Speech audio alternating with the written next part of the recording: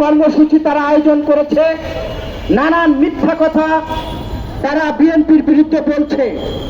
ইতিমধ্যে আমরা দেখছি বিভিন্ন রাজনৈতিক দলের নেতারা বিএনপির নামে যে কুরুচিপূর্ণ বক্তব্য দিচ্ছেন, আমরা ধৈর্যের সাথে লক্ষ্য করছি এবং আমরা রাজনৈতিকভাবে আপনাদেরকে মোকাবেলা করতে চাই।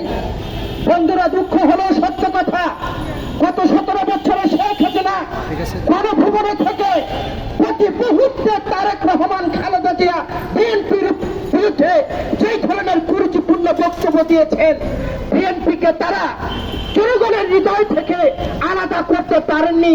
তারাই বিচ্ছিন্ন হয়ে মোদির কোলে দিল্লিতে বসে, ভারতে বসে বাংলাদেশ নিয়ে, বিএনপি নিয়ে তারা নতুন ষড়যন্ত্রে লিপ্ত হয়েছে।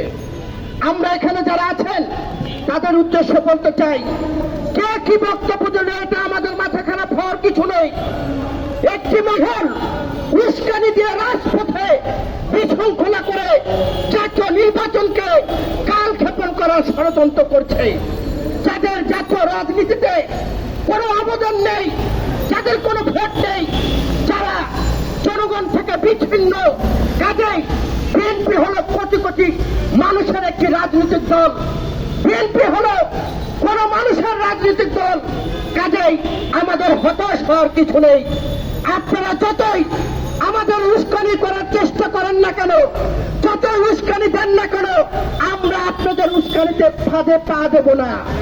কারণ আমাদের নেতা তারেক রহমান ধৈর্যের সাথে গত 17 বছরে মোকাবেলা করেছে।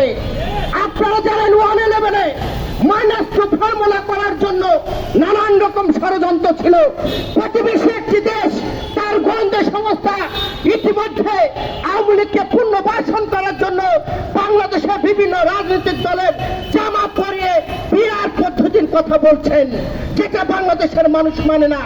বাংলাদেশের জাতীয় নির্বাচনের আগে কোন নির্বাচন হবে না, এটা হলো দেশের মানুষের প্রত্যাশা। এবং যারা বিএনপি নিয়ে চিন্তা করছেন, তাদের স্বপ্ন পূরণ হবে না। ভারত যতই চেষ্টা করুক নতুন নতুন জামা পরে বিভিন্ন রাজনৈতিক দলে ঢুকিয়ে আওয়ামী লীগকে পুনর্বাসন করার চেষ্টা করেন, কোন ষড়যন্ত্রেই কাজ হবে না। আমি এখান থেকে আমরা যারা আছি, আমাদের মাথা ঠান্ডা করে রাজনৈতিকভাবে এদেরকে মোকাবেলা করতে হবে। আমি যে কথাটি বলে শেষ করতে চাই, আজকে দেখি কিছু কিছু রাজনৈতিক দল বাংলাদেশে কোনো ঘটনা হলে তারা বিএনপি এবং তারেক রহমানকে দায়ী করে। আমার তাদের কাছে প্রশ্ন, বিএনপি কে রাষ্ট্র ক্ষমতায়? বিএনপি কি রাষ্ট্র ক্ষমতায়? তারেক রহমান কি দেশের প্রধানমন্ত্রী? কিছু হলেই বিএনপি, কিছু হলে তারেক রহমান। কারণ তারা বিএনপিকে ভয় পায়।